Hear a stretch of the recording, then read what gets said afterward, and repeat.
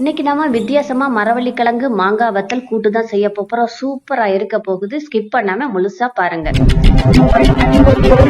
ஆரோக்கிய உணவும் அற்புத வாழ்வும். ஃபர்ஸ்ட் அதுக்கு ஒரு எண்ணெய் சட்டியில 5 ஸ்பூன் ஆயில் விட்டுக்கலாம். அது ஹீட் ஆனதும் 1 டீஸ்பூன் கடுகு போட்டு அது வெடிச்சதும் 2 இனுக்கு கருவேப்பிலை போட்டுக்கலாம்.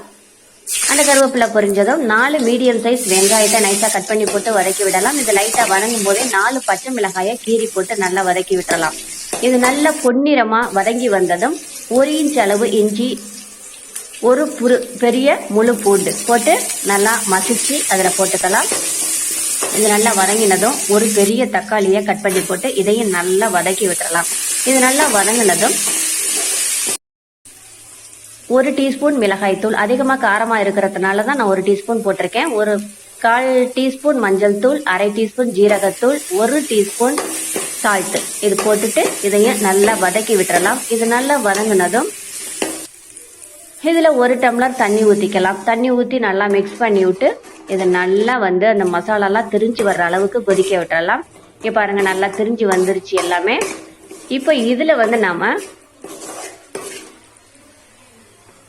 மாங்காய் வத்தல் நல்லா 1 கை அளவுக்கு 3 மணி நேரம் நல்லா ஊற வச்சு எடுத்திருக்கேன். ஊற வச்சு அதை கழுவி சுத்தம் பண்ணி எடுத்திருக்கேன். இப்ப இதை இது கூட போட்டுறலாம்.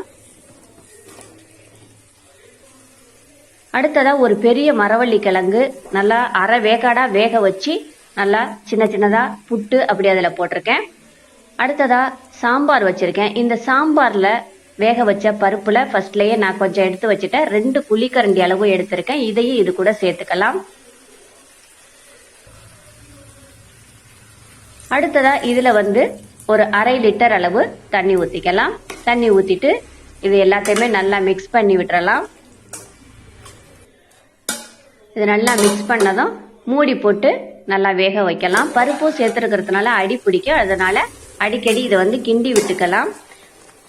தண்ணியெல்லாம் நல்லா வத்த ஆரம்பிச்சுட்டு இதுல கொஞ்சம் சால்ட் குறைவா இருந்ததுனால நான் இன்னொரு 1/2 டீஸ்பூன் சால்ட் போட்டுக்கிட்டேன். 1/2 டீஸ்பூன் போட்டுக்கிட்டு அதாவது மொத்தம் 1.5 டீஸ்பூன் நான் போட்டிருக்கேன். கரெக்டா இருக்கும். இது நல்லா குழைவா வெந்துருச்சு. இது ஸ்டவ் ஆஃப் பண்ணிக்கலாம். சூப்பரா வந்திருக்கு. நல்ல கமகமா வாசத்தோட செமையா இருக்கும். நீங்களும் ட்ரை பண்ணுங்க. எப்படி இருக்குன்னு கமெண்ட்லயும் சொல்லுங்க. இது கஞ்சி சாதம், ரச சாதம், சாம்பார் சாதம் எல்லாத்துக்குமே சைடிஷ் தான் தொட்டுக்கலாம். இப்ப டேஸ்ட் பார்க்கலாம். செம்மையா இருக்கு. நீங்களும் இதே மாதிரி ட்ரை பண்ணுங்க.